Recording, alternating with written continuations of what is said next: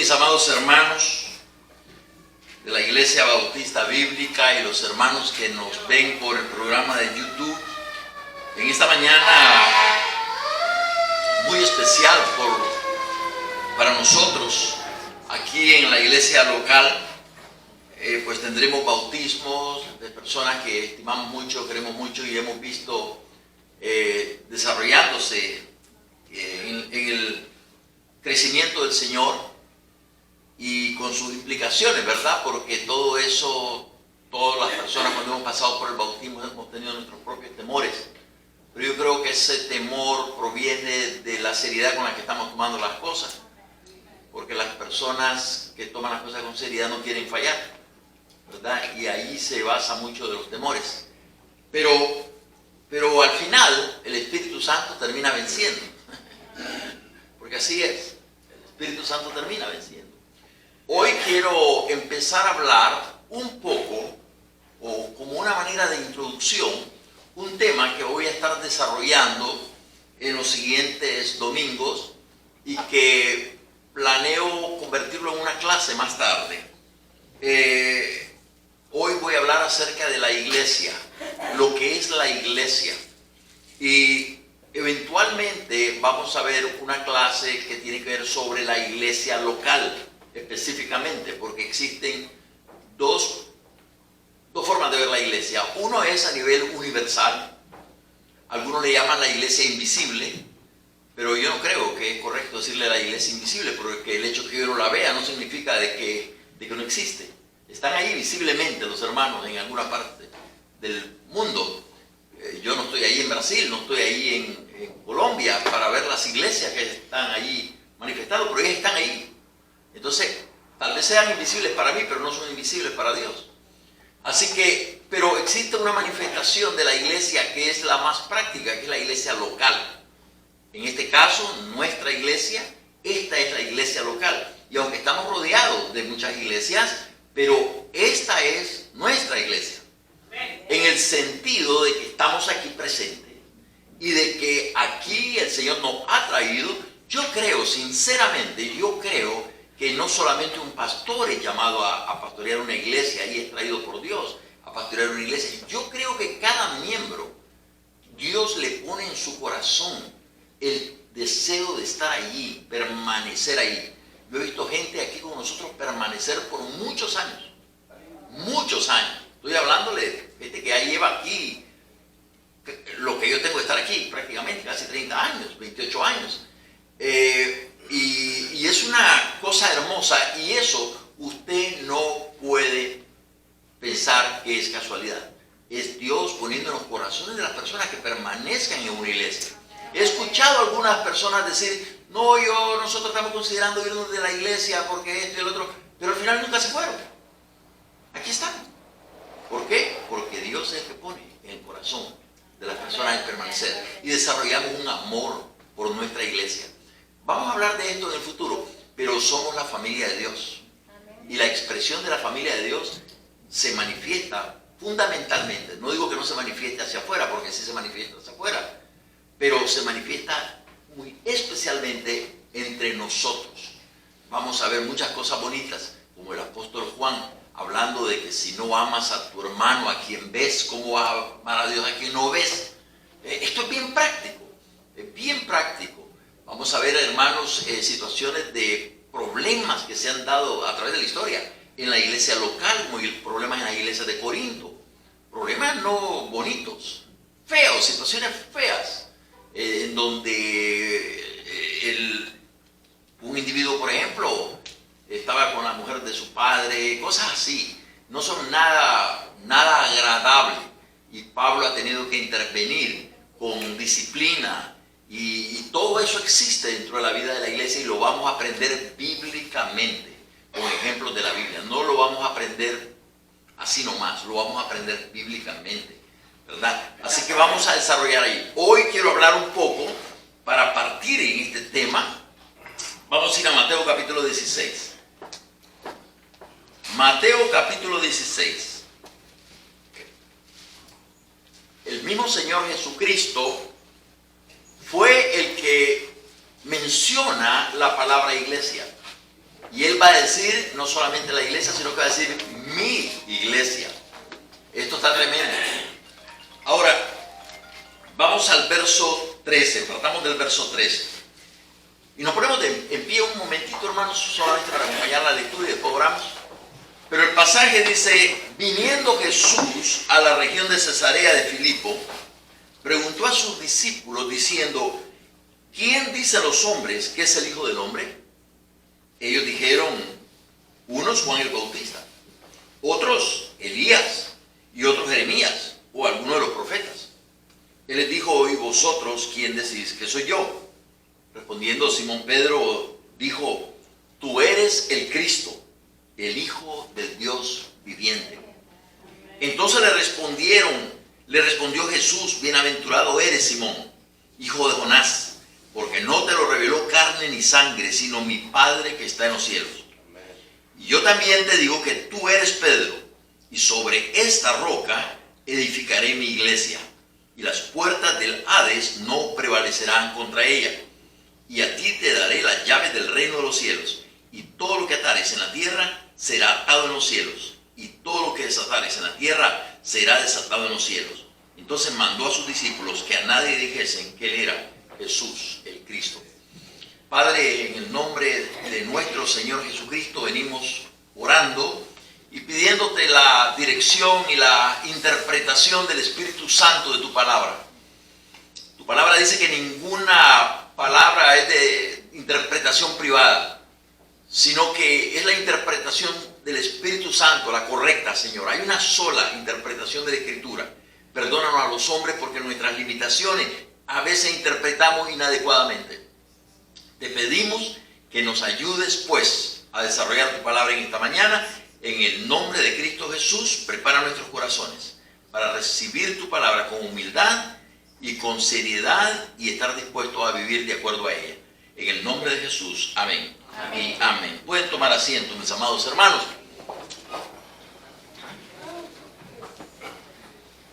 Como les dije, vamos a tomar esto como una introducción al tema.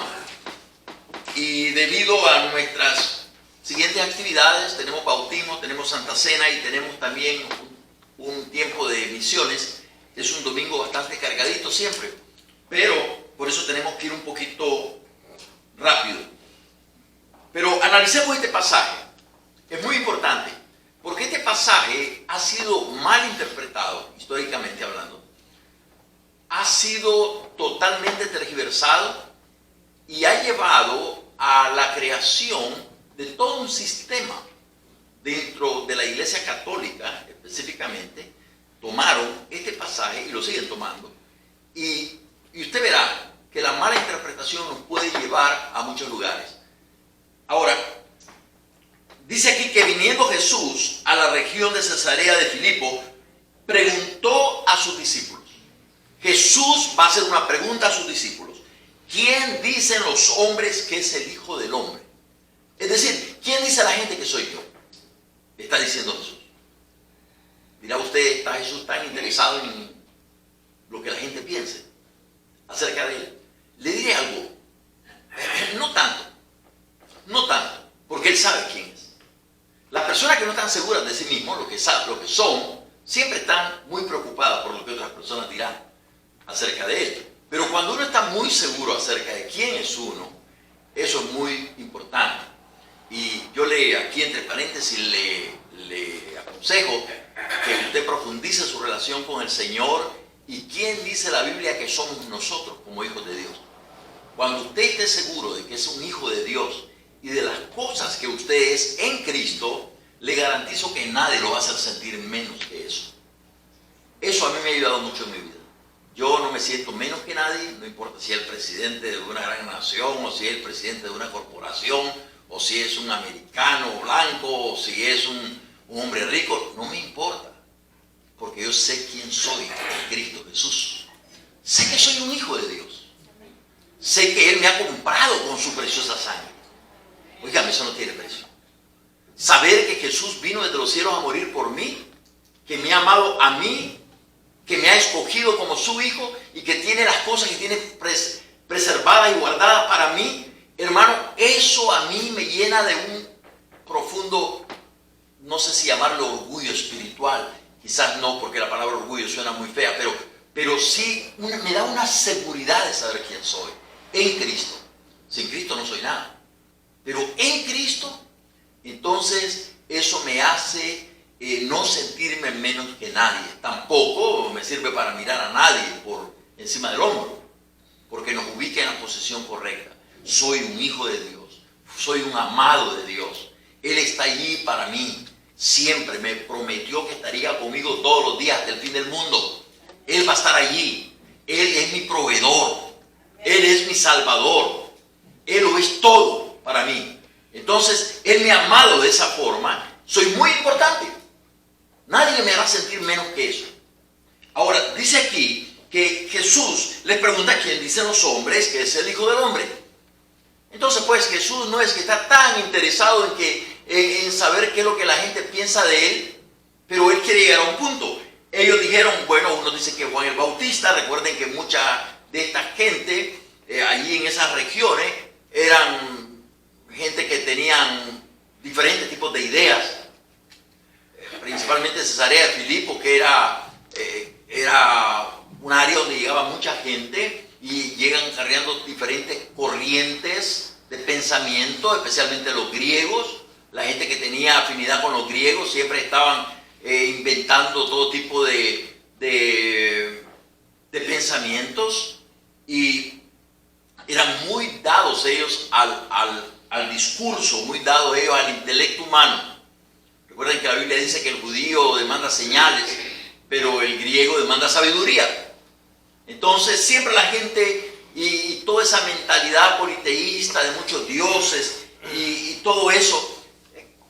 Ahora Jesús dice, algunos dicen que es Juan el Bautista. Muchos creerían en la reencarnación, recuerden. Otros dicen que el profeta Elías, que ha vuelto, ha regresado. Y otros Jeremías, un gran profeta del Antiguo Testamento que tenía un gran amor por el Señor y por su pueblo, y lloraba. Le dicen el profeta llorón, porque él lloraba mucho por lo que su pueblo sufría. Y seguramente veían en Jesús a alguien con un gran corazón. Entonces algunos decían, puede que sea Jeremías o alguno de los profetas, alguien que había regresado entre los muertos. Él les dijo, para mí este es el punto donde él quería llegar, y vosotros, ¿quién decís que soy yo? Hermano, esto es clave, esto es importante. ¿Quién dice usted que es Jesús? ¿Qué es Jesús para usted? ¿Simplemente el que todo me concede? ¿Es mi maquinita de a quien debo pedir y él debe darme? Parece que en el Evangelio de la Prosperidad existe ese tipo de mentalidad, que Dios está al servicio de nosotros, no nosotros al servicio de Él. La maquinita que le echamos una moneda y tiene que regresarnos algo. Hermanos, les diré una cosa. Un hombre o una mujer crece en el Señor cuando, a pesar de no tener nada, sigue creyendo que poderoso es Dios para él, amén, para su vida. No es por lo que Dios me da. Sabe, un estudio en el libro de Job es muy importante. A mí me fascina Job porque ese personaje es un hombre, y siempre estoy volviendo a él, porque es un hombre que tuvo mucho, pero mucho dinero. Fue superior a todos los orientales en su tiempo, en todo lo que tuvo. 3,000 camellos, 7,000 ovejas, no sé cuánto. Tenía todo, todo. Tenía familia, creo que tenía como 10 hijos. Venían los orientales a buscarlo porque tenía una gran sabiduría. El diablo mismo en uno de sus argumentos dice, pero le has rodeado, no puedo acercármele a ese hombre. Dios mismo tenía un concepto sobre él que era perfecto en todos sus caminos, temeroso de Dios, apartado del mal. Que Dios piense eso de un hombre. ¡Qué tremendo! Sin embargo, llega un momento en que Dios decide, fíjese, a pesar pensar que Job podría creer que ya había alcanzado la madurez espiritual y que ya estaba en el tope y aquí ya solo me falta morirme y irme con el Señor.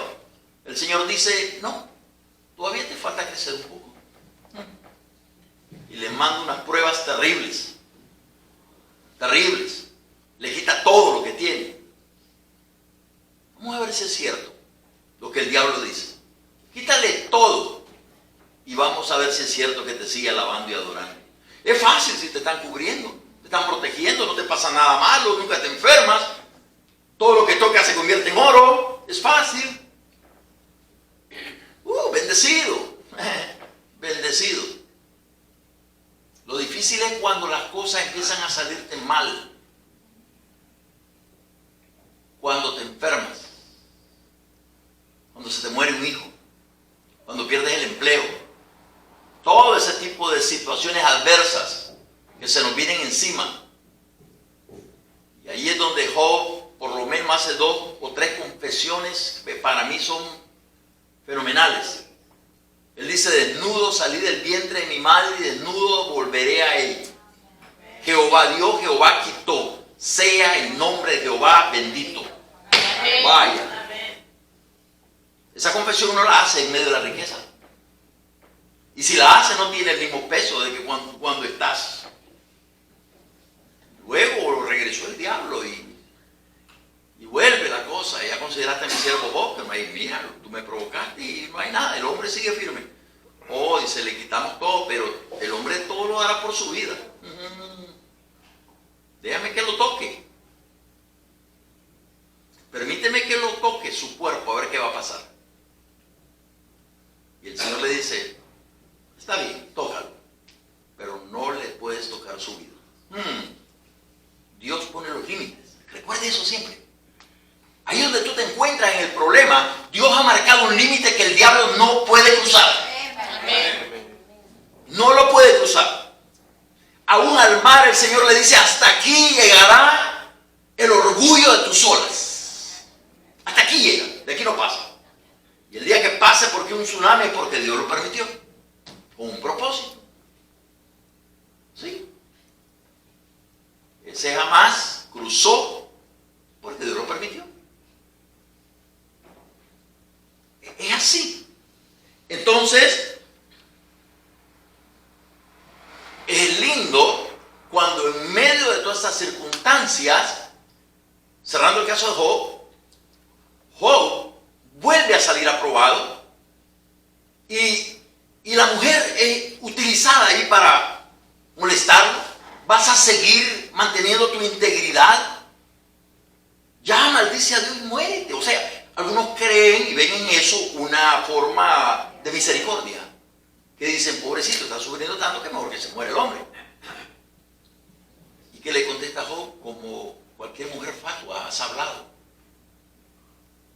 Como si no has gozado todos estos años de la plenitud, de la bendición de Dios. Todavía no he entendido nada. O sí, es bonito recibir todos los favores de Dios, pero es que en medio de Dios tenemos que ir reconociendo la grandeza de Dios.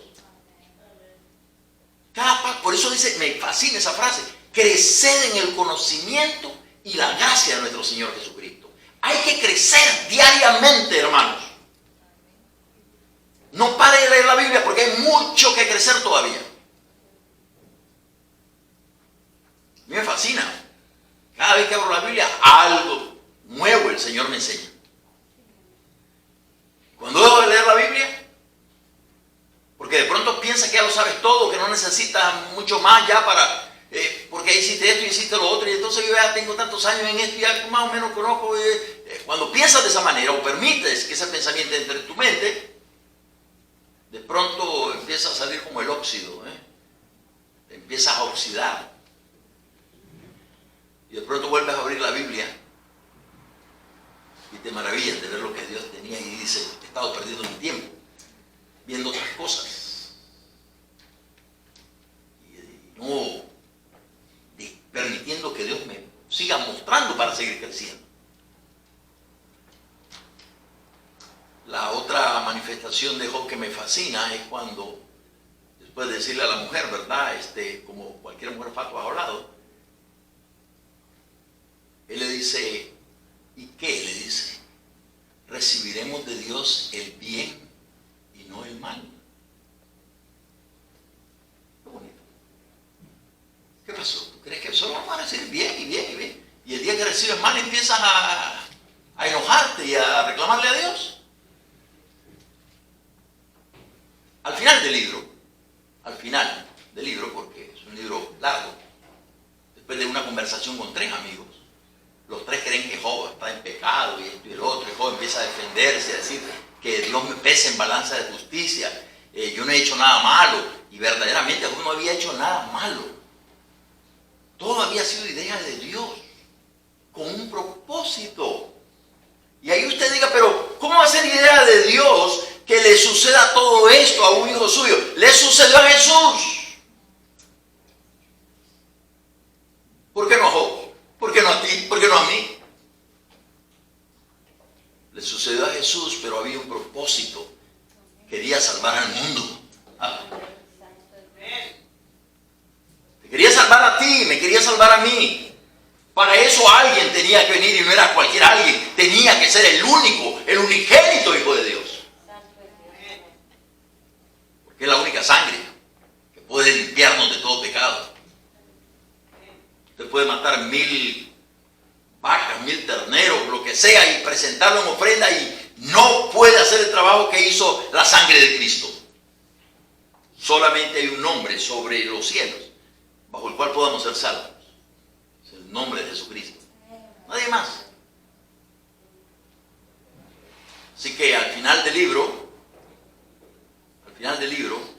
sucede algo muy interesante. Y es que le dice el Señor a los amigos de Job, ahora ustedes vayan, ustedes han hablado muy mal de mi siervo Job y de mí, ahora vayan y pídanle a él que ore por ustedes, y cuando él ore por ustedes, ustedes van a ser perdonados. Si mi siervo Job ora por ustedes, yo los perdono a ustedes. Si no, no. Ellos habían lastimado mucho el corazón de Job. Hermanos, tengamos cuidado cuando las personas están enfermas, están lastimadas. Tengamos cuidado con lo que decimos. Podemos lastimar más. Y eso a Dios no le había gustado. Estos hombres empezaron a hablar y hablar y hablar. Y Job no había hecho nada malo. Lo que Job no sabía es que estaba siendo pasado por un momento que lo llevaría a otro nivel espiritual. Así que, y yo he tratado de imaginarme a Job tan lastimado, su corazón tan herido por todo esto que le han estado diciendo y haciendo, que ahora el Señor le dice, cuando tú vayas y ores por ellos, ellos van a ser perdonados. Ahora Job tiene que ir con ese dolor donde ellos para orar por ellos, para que Dios los perdone. Pero cuando Job ora por ellos y Dios los perdona, Job es sanado. Porque usted es sanado cuando usted perdona, hermanos. Amén. Y no solo sanado, pero usted crece. Como persona, como cristiano, usted crece. Y Dios quería llevarlo a Job a otro nivel espiritual. Cuando pase por situaciones como esas y al final logres perdonar, alégrate de que haya sucedido lo que haya sucedido, porque eso te llevó obligadamente a perdonar a alguien. Que si no te hubieran lastimado, no pudiste haber experimentado lo que es el perdón. ¿Es fácil? Esto es fácil. ¿Quién dijo que es fácil? Fácil no es, pero no es imposible. Jesús mismo, cuando estaba allá en la cruz, ¿qué dijo? Padre, perdónalos, porque no saben lo que hacen. Y lo estaban crucificando, hermanos.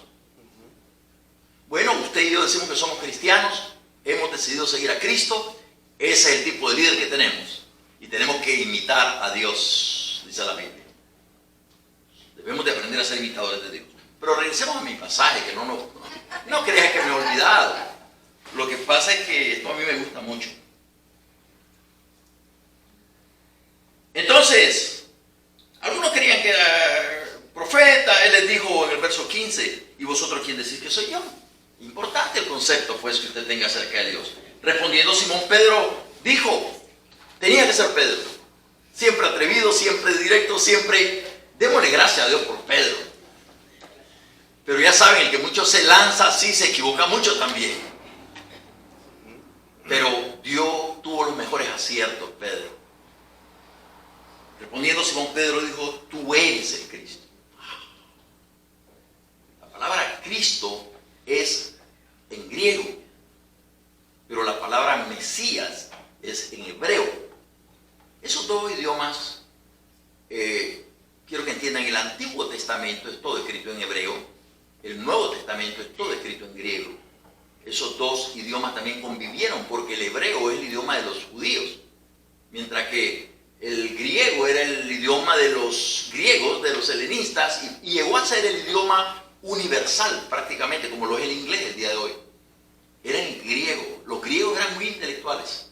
Si usted observa, los grandes pensadores, filósofos eran griegos. Todos los grandes filósofos fueron griegos. Así que usted va a encontrar, y existió también el latín, que era el idioma de los romanos. Por eso es que en la cruz de Jesús escribieron en latín, escribieron en griego y escribieron en hebreo, este es el rey de los judíos. Pilato, los judíos dijeron, no lo escribas así, di que él dijo. No, dijo Pilato, esto ya fue escrito así, así se queda. ¡Pam! ¡Qué tremendo! Este es el rey de los judíos, al que están crucificando. Hasta un inmundo como Pilato fue usado por el Señor para que ese rotulito quedara clavado ahí. Entonces Jesús dice, ¿y vosotros quién decís que soy yo? Respondiendo Simón Pedro dijo, tú eres el Cristo, el Mesías de los judíos, el Hijo del Dios viviente. Mire qué confesión esta. Entonces le respondió Jesús, bienaventurado o dichoso o feliz eres, Simón, hijo de Jonás, porque no te lo reveló carne ni sangre. Esta confesión que acabas de hacer, Pedro, sin darte cuenta, acabas de decir algo tan profundo, tan real. Acabas de decir que yo soy el Hijo del Dios Altísimo. Esto no salió de tu corazón ni de tu boca por casualidad. Esto te lo reveló mi Padre que está en los cielos. Mire, hermano, si usted cree eso, de que Jesucristo es el Hijo del Dios Altísimo, eso no es porque lo convenció un pastorcito por ahí. Eso te lo reveló el Espíritu Santo. Amén. Y eso está grabado en tu corazón. Y eso nadie te lo arrebata. Ahora mismo vengo yo aquí diciendo que Jesucristo no es lo que había yo creído que era, que Jesucristo esto y lo otro. Me sacan de aquí ustedes volando. Mana Claudia, que se va a bautizar ahora, es la primera que va a decir para afuera ese hombre. ¿Qué se creyó ya? Va para afuera. Y bien sacado.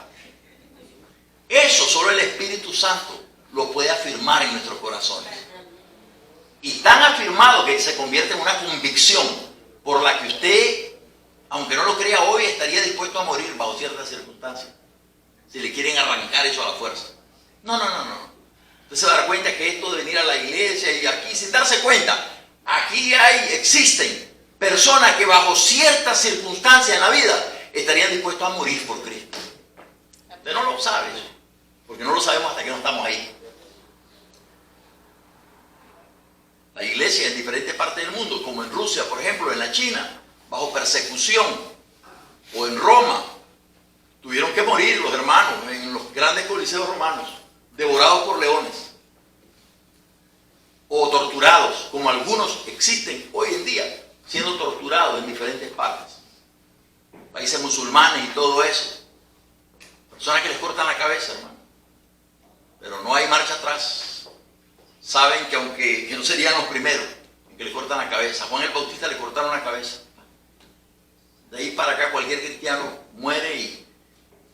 Hermano, es que te cortaron la cabeza, pero te dieron el pasaje gratis para irte con el Señor ya. La muerte no es lo que nosotros nos imaginamos. Son segundos de dolor, pero lo que viene Maravilloso.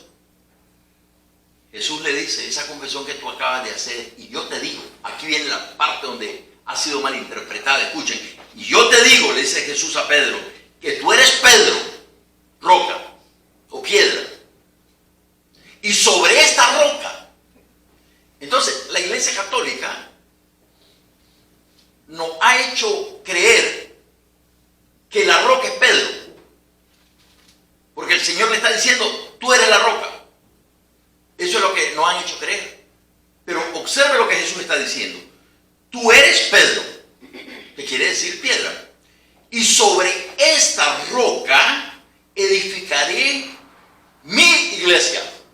La roca sobre la cual va a ser edificada la iglesia de Cristo no es Pedro, no es un hombre, es la confesión que acaba de hacer. Es decir, que Jesucristo es el Hijo de Dios, que Él es el Hijo del Dios viviente.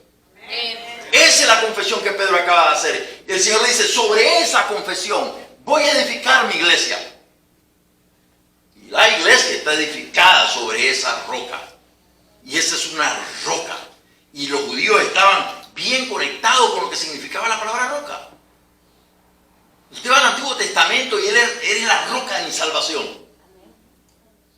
Y un montón de pasajes de la Escritura donde Él es la roca. Así que no era nada extraño. Sobre esta roca edificaré mi iglesia, y las puertas del Hades, a veces usamos la palabra infierno, pero leía qué mejor traducción la palabra Hades, y las puertas del Hades no prevalecerán contra ella. En verdad nadie va a poder prevalecer contra la iglesia. Y a ti te daré las llaves del reino de los cielos. Ahí va otra malinterpretación. Pedro es el que tiene las llaves. ¿Ok? Y Pedro recibió las llaves. Verdaderamente. Le voy a decir por qué. Porque cuando la iglesia, en Hechos capítulo 2, después de que el Pentecostés se produce, el que se levanta a hablar, el carácter que Dios usa, no usó al calladito de Juan, usó al bocón de Pedro. Ya, él fue el que fue usado por Dios para hablar y para predicar a Cristo, y 3,000 personas se convirtieron al Señor. Ahí están las llaves del reino, abriendo para que las multitudes vengan. Y después volvió a predicar y 5,000 más se convirtieron. Mire usted. Y luego Pablo también tuvo las llaves. Y otros han tenido las llaves para llegar a diferentes lugares y poder ser ellos los que Dios usa para predicar el Evangelio. Pero eso no tiene que ver, pues, con el Señor poniendo a Pedro como la principal figura de la iglesia. No, tú, porque has entendido esto, te estoy diciendo que te voy a dar el privilegio de ser el primero que vea las multitudes venir a los pies del Señor. A ti te daré las llaves del reino de los cielos, y todo lo que atares en la tierra será atado en los cielos, y todo lo que desates en la tierra será desatado en los cielos. Pues estos pasajes han sido mal interpretados, por eso se lanzaron ellos a ser perdonadores de pecados, y la gente va y pide que les perdonen sus pecados, y ellos terminan perdonando pecados. Y no es posible que un hombre perdone pecados, solo Cristo Jesús. Amén. Y esto no es un ataque a la Iglesia Católica ni cosas por el estilo. Me interesa que nosotros entendamos la verdad. Entonces mandó a sus discípulos que a nadie dijesen que Él era Jesús, el Cristo. Como pueden ver, Cristo es, el nombre de Él es Jesús. Jesús es su nombre. El Cristo es un título. Jesús, el Cristo. Años más tarde se llegó a unir a un solo, Jesucristo. Pero su nombre no es Jesucristo, su nombre es Jesús. Amén. Su nombre es Jesús, a quien usted debe aprender a amar, a quien usted debe aprender a servirle. Hay un énfasis aquí que todavía no hice, y es que Jesús prometió en el verso 18, dice que sobre esa confesión edificaré mi iglesia. Fíjense, mi iglesia. Ahora, fíjense, la palabra iglesia no crea, o eclesía en griego, no crea que era desconocida o que Cristo inventó. y todo este término. No, eso se usaba para declarar una asamblea, una reunión, reuniones a nivel cívico, a nivel normal. Era una palabra bastante usada. Pero aquí, salud mi hermanita, pero aquí lo que Jesús está diciendo es que Él va a edificar su iglesia. Él va a llamar aparte del mundo a un grupo de personas para que los sirvan. Nos va a apartar, nos va a seleccionar aparte. Usted ha sido puesto aparte, escúcheme, de este mundo. Por eso somos la iglesia. Y no somos cualquier iglesia, somos la iglesia de Jesucristo. Ahora, fíjese bien, con esto termino. La iglesia tiene un carácter universal, pero también tiene una expresión local. La expresión global o mundial son toda esa parte del cuerpo de Cristo que están regadas en todas partes del mundo, que nosotros no... Y inclusive están manifestadas en diferentes denominaciones. Nunca usted crea que eso, que muchos han tomado una iglesia local y decir nosotros somos la novia del Cordero y cuando Él venga viene por nosotros exclusivamente. Eso no es cierto. El día que Cristo venga y se lleve su iglesia, yo creo que de muchos lugares va a jalar los nacidos de nuevo. Yo no soy quien para decir este sí, este no, Él que lo diga. Porque sí quiero asegurarme de que yo soy uno de ellos. Y que ustedes son uno de ellos. Porque han sido bien enseñados, han recibido buena doctrina y porque están claros en este asunto. No han sido engañados. No han sido engañados. Y la otra parte de la iglesia es la iglesia local. De eso vamos a hablar después. La iglesia local es de grupo de creyentes que Dios nos ha juntado, que ha traído de diferentes partes. Aquí hay diferentes expresiones, diferentes culturas, diferentes todo. Que solo podemos estar juntos por el milagro que Dios ha hecho en nuestra vida. Amén. Amén. Que Dios me les bendiga en esta mañana.